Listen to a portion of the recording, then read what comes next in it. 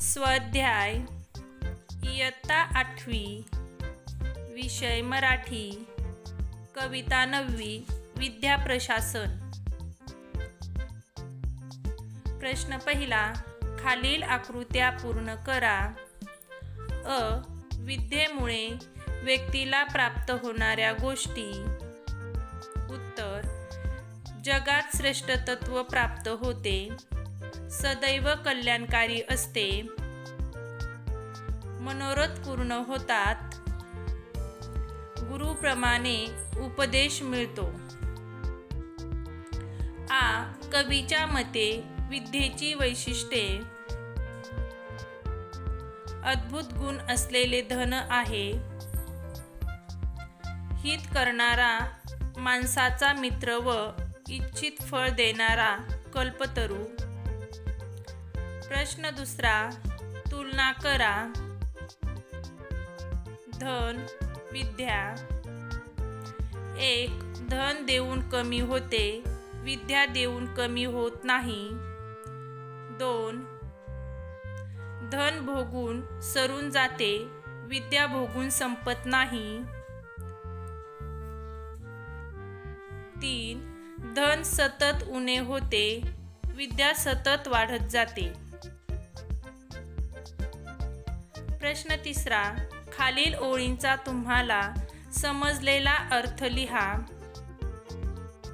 नानाविध रत्नांची कनकांची असती भूषणे, फार परी विद्यासम एकही शोभादायक नसे अलंकार। उत्तर, हिरे मोती पोवळे इत्यादी नानाविध रत्नांचे खूप अलंकार असतात, ते घातल्याने माणसाचे सौंदर्य वाढते, पण विद्या या अलंकारामुळे वाढणारे सौंदर्य इतके मोठे असते की विद्येसारखा दुसरा एकही अलंकार नसतो। प्रश्न चौथा, विद्या हे उत्तर येईल असा प्रश्न तयार करा। जिने माणसाला श्रेष्ठत्व लाभते ती गोष्ट कोणती? उत्तर, प्रश्न पाचवा, तुमच्या शब्दात स्पष्ट करा। अ. कवीने वर्णन केलेले विद्येचे महत्त्व।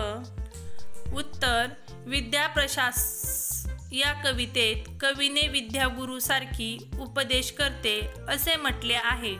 विद्या ही संकटाच्या काळात उपाय सुचवते, आपले मनोगत कल्पवृक्षाप्रमाणे पूर्ण करते, सर्व प्रकारचे सुख देते, सर्व दुःखाचे निवारण करते, हे कवीने वर्णन केलेले विद्येचे महत्त्व आहे।